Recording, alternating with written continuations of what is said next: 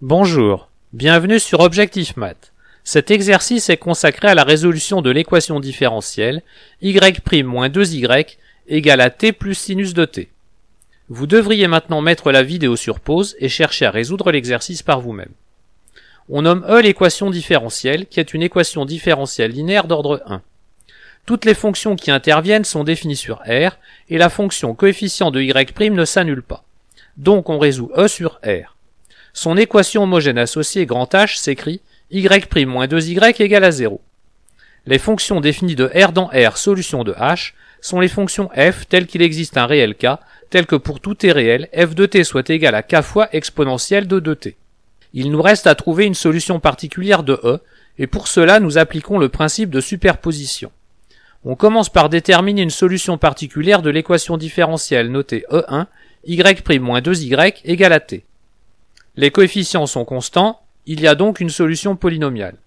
On essaie t comme expression pour y, l'expression de y' moins 2y est 1 moins 2t, ce qui a fait apparaître un terme constant.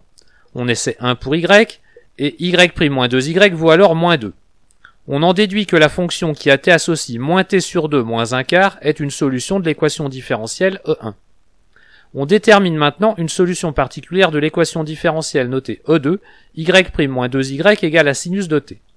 On essaie naturellement sinus de t comme expression pour y, ce qui donne cosinus de t moins 2 sinus de t pour y' moins 2y. On essaie alors cosinus de t comme expression pour y, ce qui donne moins sinus de t moins 2 cosinus de t pour y' moins 2y.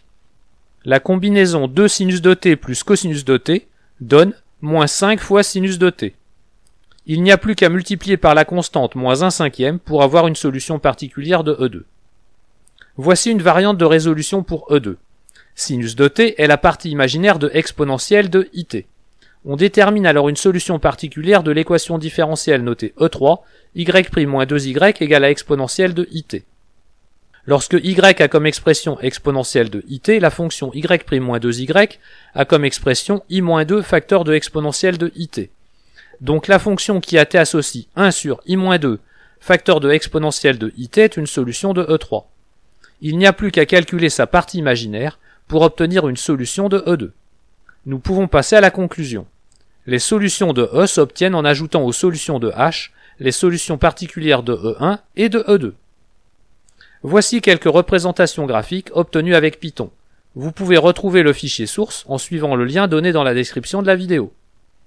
Voilà, cette vidéo est terminée, vous pouvez me laisser des commentaires et me poser des questions. À bientôt sur Objectif Math.